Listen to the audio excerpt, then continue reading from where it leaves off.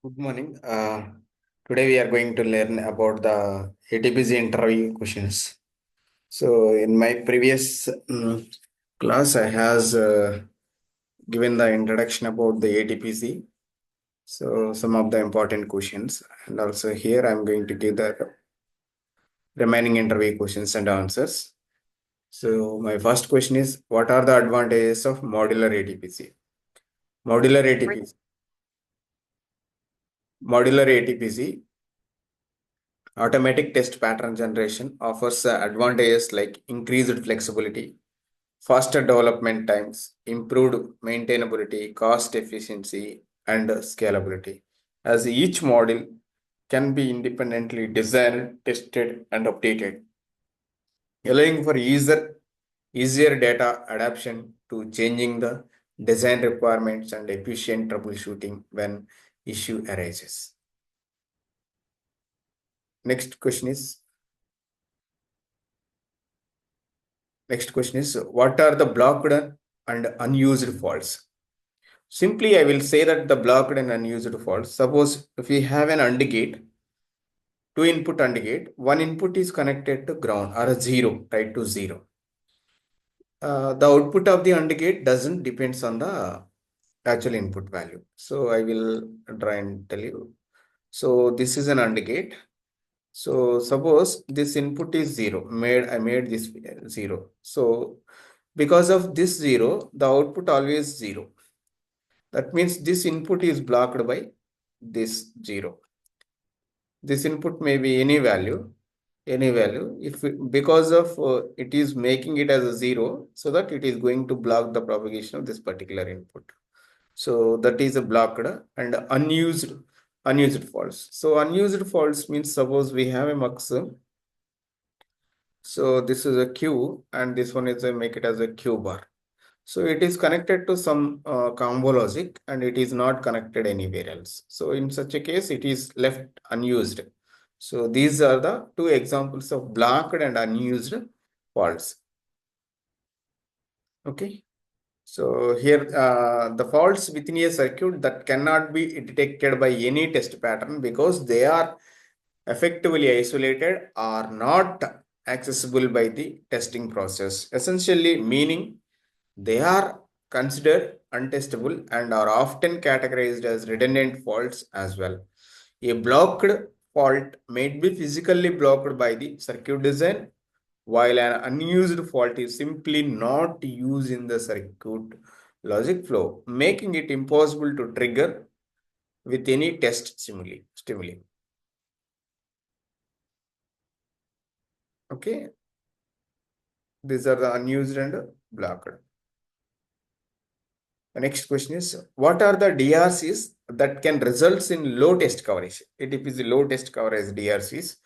So scan chain connectivity, clock signal integrity, memory access, and complex logic structures. So including the violations like C1, C2, C7, C9, C20, C21, and T12. So I will explain only one C1 violation. So if you come, I think you came across with the C1 violation. The here it is a clock and it is an OR gate. So it is connected to one pin is connected to the clock and other pin of the other input leg is connected to the enable. So this enable is X. Because of this X, the clock is X. Clock propagating, it is an X. It is an X. It is a C1 violation. So if we constrain this enable pin to 0, then it will become transparent. Now the clock is going to be pulse. So this is a C1 violation. C1 violation, improper clocking of scan cells leading to data loss during the shift operation. Next one is C2 violation, broken scan chains due to the missing connectors or interconnect cell placement. And C7 violation, mismatches scan chain widths causing the data corruption during the shift operations. C20, C21, issues with the clock signal integrity within the scan chain and potentially leading the data capture errors. The clock skew concerns, uneven clock arrival times, uneven clock arrival times across the scan cells affecting the data capture. And next, my next question, for that I have to close this one. The next question is, what are the parallel patterns? How they work? Explain with the help of a scan chain. Parallel scan chain loading means forcing the input, scan input of the flops parallelly. That means applying the input parallelly to the scan chain. So serial loading means serial shift register. First serially shifting the values into the register by the pulsing of the clock. So if it is a single clock pulse, we can load the data into the scan chain, the parallel scan chain. In case of serial, we should require that if the flop count is 10 clock pulses are required to load the data into the 10 flops.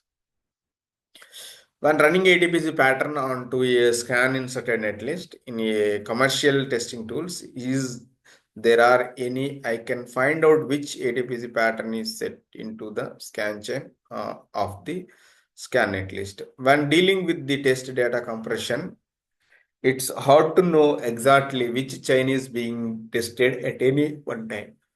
Some tools may be able to report which scan chains are tested for a given pattern, but then the answer may come back that several chains are being tested at once. The next question is, what is redundant fault? Explain with example. A fault that cannot be detected any test pattern because it doesn't affect the circuit normal functionality. In redundant fault case, there will be a divergence path and convergence path. So it doesn't affect the circuit functionality, but it can't be detected by the tool, ATPC tool. Next one is, if we have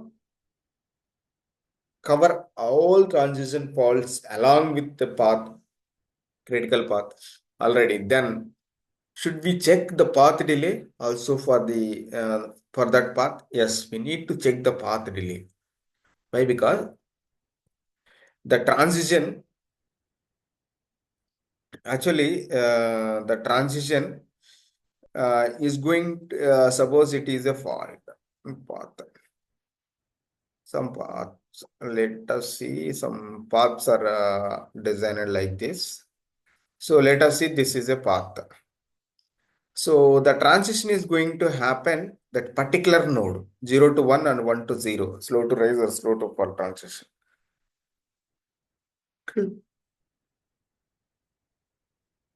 For this particular node, the delay will be very less. So if you go with the path delay model, it is going to deal the entire path. So in case of transition, this particular node, this particular node, this particular node. So in case of path, it is a cumulative of all these nodes. There is a chance of detecting the delays along this path. So in case of, if you are going with the transition means, if the delay is small in that particular node, then that is not the big problem. So if you go with the entire path, then the delay may be increases, that may cause the data mismatches. So that is the reason we should do the path delay.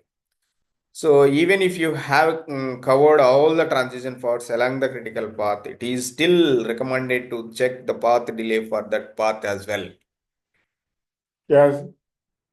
Transition fault coverage alone may not guarantee the detection of all the potential timing issues, particularly small delay defects that accumulated along the path and could cause a timing violation when combined together. Essentially, a path delay analysis can catch the subtly timing problems that may be missed by the just checking the transition faults on individual nodes. Okay. So this is about today's lecture. We will continue the remaining ATPC interview questions from my next video. Please share and subscribe.